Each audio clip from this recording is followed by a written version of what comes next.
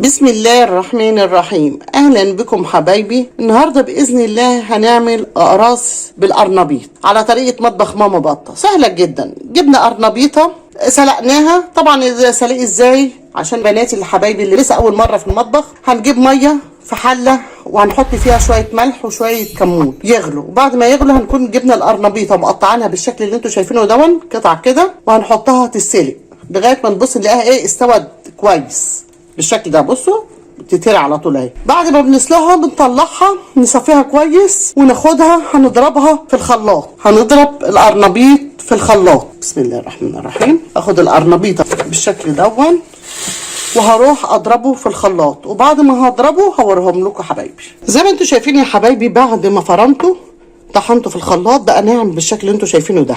هنضيف عليه ايه بقى؟ هنضيف عليه معلقتين دقيق. ادي معلقه دقيق، وادي المعلقه التانيه معلقتين دقيق عليه بالشكل اللي انتوا شايفينه ده. هنضيف عليه جبنه موتزاريلا. هنضيف بهارات، ملح، بودره ثوم، معلقه كاري، شطه على حسب الرغبه زي ما انتوا عايزين، شويه كمون، معلقه صغيره بيكنج باودر برضو هنضيف عليه كده، ونحط معلقه بقدونس. ما تكتروش البقدونس علشان بيغمق الحاجه، يعني مش بكتره، معلقه واحده. ونمسك الخليط ده كله كده بسم الله الرحمن الرحيم. هنقلبه عشان نحط بيض في قلبيه. هو الخليط زي ما انتوا شايفين كده بالشكل ده. هقلبه كويس وارجع له. بعد ما عجنته كويس احط معلقه زيت زيتون. لو ما فيش زيت زيتون حطوا اي نوع زيت، معلقه زيت كده، واروح مقلباها كويس. يبقى كده على ان احنا هنعمل اقراص بالشكل اللي انتوا شايفينه ده. نروح عاملين الاقراص وهوريها لكم دلوقتي وانا بعملها. طبعا بعد كده احنا بعد ما عملناه طبعا انا فضيته في طبق صغير عشان يبان. هروح واخده الحبه بالشكل دون كده واعملهم بايديا كده كده، اضمهم يعني لبعض، وبعد كده افردهم زي القرص بالشكل كده، زي قرص الطعميه كده اهو. بس مفيش اكتر من كده. وهرص على صينيه. نعمل واحد كمان. اهم شيء نضمهم لبعض كده عشان ما يبقاش فيهم ايه تهويه من جوه اهو بالشكل كده. واروح فرداهم قرص بالشكل ده اهو. اروح ضمهم، واخد الحبه ضماهم اهو، واروح فرداهم زي القرص بالشكل ده. هدانيني اعمل بالطريقه دي الاقراص بالطريقه دي لغايه ما اخلص كله، وبعد كده هسيبه يستريح كده في على شبكه التلاجة دقيقتين، وبعد كده هنيجي نقليهم ونشوف هنقليهم ازاي وهنحط لهم ايه. طبعا زي ما انتوا شايفين يا حبايبي، بعد ما عملت الاقراص القرنبيط بالشكل اللي انتوا شايفينه دون، طبعا القرنبيطه الصغيره عملت لي الكميه اللي انتوا شايفينها دي اهو. بعد كده هروح واخده قرص. اخد القرص ده طبعا بيض ضربته بالشوكه، وبعد كده اروح بله القرص بالشكل دون اهو، واروح حاطاه في البقسماط او في الشطار بالشكل اللي انتوا شايفينه ده. نعمل واحده تانيه في قلب البيض بالمنظر دون، اقلبها كده. طبعا اللي عايز يعمل بالشوكه يعمل. وبعد كده هحط في الفشيطار بالمنظر ده كده اهي بالشكل ده كده، وارصهم جنب بعض لغايه ما اعمل ايه شويه كتار. زي ما انتوا شايفين كده حطيت زيت على النار سخن، اروح احط فيه القرص بالشكل اللي انتوا شايفينه ده حبايبي اهو بالمنظر ده كده.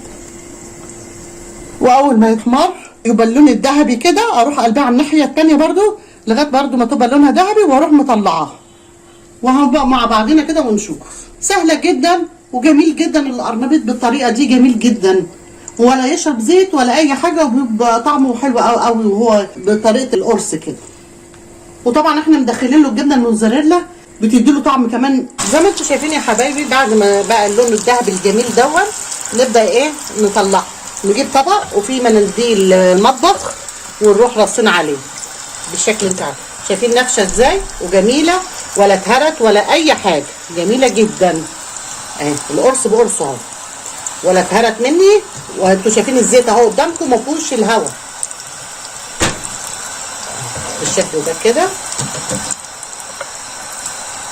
دول يحمروا شويه كمان، نسيبهم شويه ونرص ايه الباقي في قلب الزيت. برضو نكون مجهزين برضو عاملينه بالبيض والبقسماط ومجهزين، ونروح منزلين على طول في قلب الزيت اهو. نطلع الاثنين البيضتين مستويين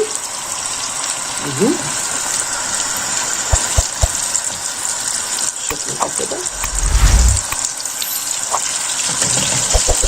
المنظر ده كده.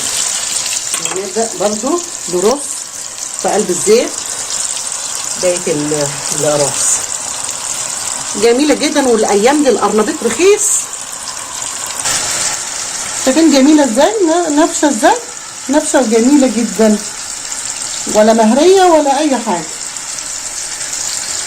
وميزة المناديل المطبخ دي لو فيها شوية زيت ولا حاجة المناديل بتشربها، ما تلاقوش فيها بعد كده ولا زيت ولا اي حاجة، وهي ما بتشربش زيت. زي ما انتوا شايفين يا حبايبي، بعد ما نسوى بقى بالشكل اللي انتوا شايفينه ده، نجيب شويه بقدونس عليهم. طبعا انا زي ما قلت لكم قبل كده، انا بشيل البقدونس بقطعه والخضره واحطها في الفريزر، وقت ما عاوز بطلع اروح جايبه شويه كده عليها اهو بالمنظر ده كده. زي ما بقول لكم القرنبيط الايام دي كتير ورخيص. انا جايبه الثلاث قرنبيطات ب 10 جنيه. انتوا ممكن تجيبوه في الوقت ده وتسلقوه وتشيلوه اكياس في الفريزر، وقت ما تعوزوا تطلعوا الكيس وتعملوه بنفس الطريقه اللي انا عملتها معاكم النهارده.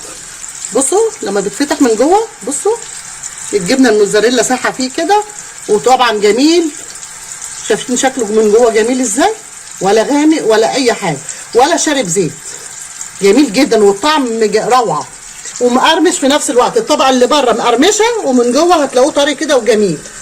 وده طريقه راس القرنبيط على طريقه مطبخ ماما بطه. لو عجبكم الفيديو اشتركوا في مطبخ ماما بطه واعملوا لي لايك وشير، واللي ما اشتركش في القناه يشترك. والسلام عليكم ورحمه الله وبركاته.